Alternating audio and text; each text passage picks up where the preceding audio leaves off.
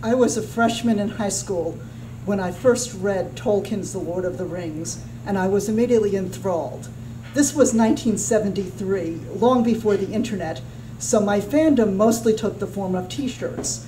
I had ones that said, "Welcome to Middle-earth," "Frodo lives," and "I'd rather be a hobbit." My favorite t-shirt had no words at all, just the image of my favorite character, the gray-robed wizard Gandalf, who always appeared just in the nick of time to save the hardy band of adventurers. 25 years later, I traded any of my fantasies of the forests of Mirkwood for the urban jungles of Los Angeles. What Southern California lacks in weather, it makes up for in events. And I had endured the Rodney King riots, the Northridge earthquake, and more than one gunpoint holdup at the convenience store at my corner.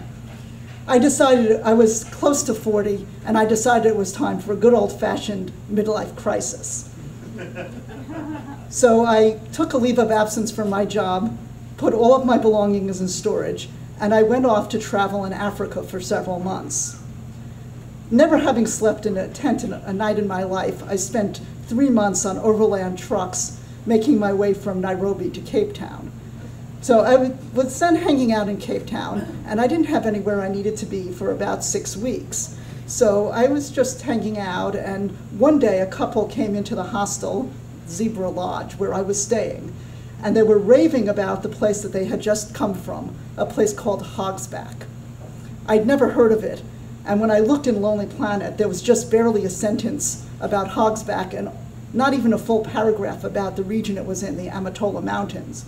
But they gave me a copy of the Pocket Guide to Hogsback, and I was particularly intrigued because it claimed that this was the town that had inspired Tolkien to write The Lord of the Rings.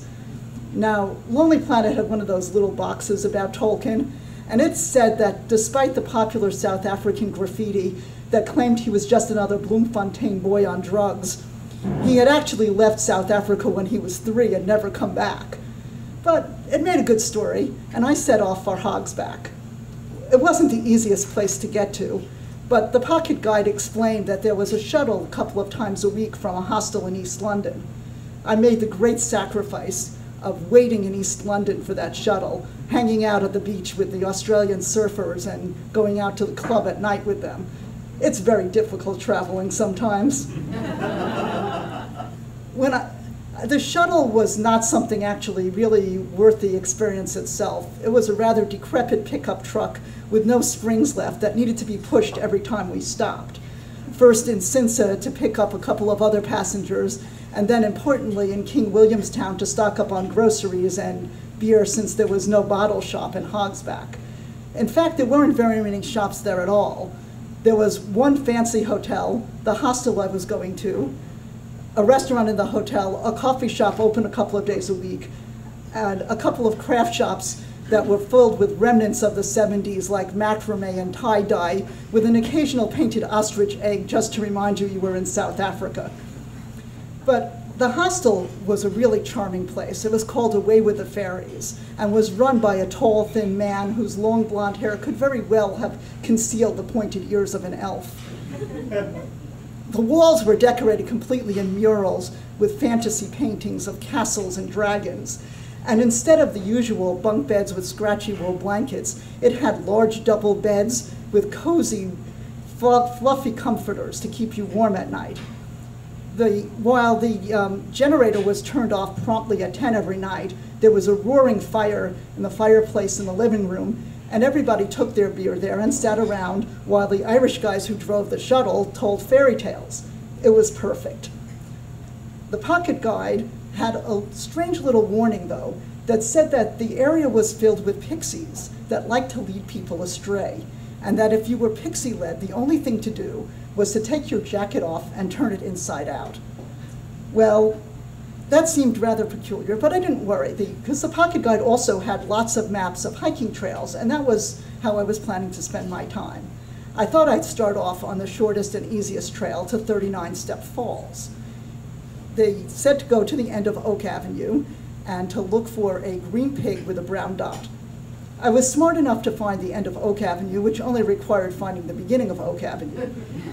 I was not smart enough to find the trail sign, but waterfalls make enough noise, and it wasn't that long a hike that I could follow the sound of running water. And it wasn't long before I was standing at the foot of 39-step falls. This increased my confidence immensely. So I flipped through the pocket guide, and I found another trail that sounded within reason. The contour trail was described as a fairly relaxing hour-long walk. And fairly relaxing, hour-long, I was up for that. It said that there would be a brown pig with a green dot somewhere in the Arboretum. Well, the Arboretum did actually have a sign pointing to it, and I went there, didn't see any trail signs. So, feeling rather foolish, I stopped and consulted one of the trees, and one of its branches seemed to point in a particular direction. And sure enough, when I followed that direction, I did see 3 trail signs. They were all white pigs, one with a red dot, one with a blue dot, one with a yellow dot. Lacking anything better, I said, well, I'm a storyteller. I should follow the 3 little pigs, of course. So I set off down that trail, which was fine until I got to the point where the trail branched off into 3 separate trails, and I had no idea which one to go to because none of them matched any description in the pocket guide to Hogsback. Well, one of them seemed to go straight uphill, and I ruled that one out very quickly. But between the others, there didn't seem much to choose from. When I thought, well, I'm a liberal, this is a liberal part of the country, I'll go to the one on the left. I followed that for a while, and I'd been walking about 40 minutes, and the trail started getting rougher, steeper, and muddier. Well, pigs think mud is relaxing, so maybe it was the right trail. But it suddenly occurred to me that here I was hiking alone in the woods in Africa. And Africa, as I had experienced over the previous few months, has lots of animals. And suddenly it seemed like every tree might have a leopard lurking in it, ready to pounce on me and eat me. Or I might fall down one of these muddy slopes, break a leg, be out there in the woods, and be eaten by hyenas. You know, this was not really the brightest place to be. Well, the hostel not only did it have electricity only by generator, it didn't have a telephone, and not that it would have mattered because I didn't have a cell phone.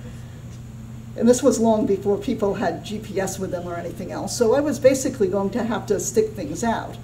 And I was getting more and more nervous, but I realized I had been walking about 45 minutes. The pocket guide claimed the trail was an hour long, so going back probably wasn't really a good idea. I was feeling rather foolish, but I started to unbutton my jacket and take it off, thinking I'd turn it inside out and put it back on, when suddenly standing right in front of me, without having made any sound whatsoever, there was a tall man with a long gray beard carrying a hiking staff. I asked him if this was the contour path, and he reassured me it was. So I continued on confidently. When I looked back over my shoulders, maybe I was just imagining it, but there did seem to be a little bit of a rustle of gray robes. It wasn't long before I did reach the end of the trail, with Kettle Spout Falls above me and the blue roofs of the part of town called Hobbiton below, and not far away, within my eyesight, the road that took me back to town. When I got back to town, I tore up the pocket guide to Hogsback, concluding that it had been written by pixies themselves. But for the rest of my stay, I hiked confidently wherever I went, knowing that Gandalf was there to save me from any disasters. And now when people ask me for advice about where to go in South Africa, sometimes I tell them to go to Hogsback, but sometimes, if they're the right type of people, I suggest they might want to go to Middle Earth.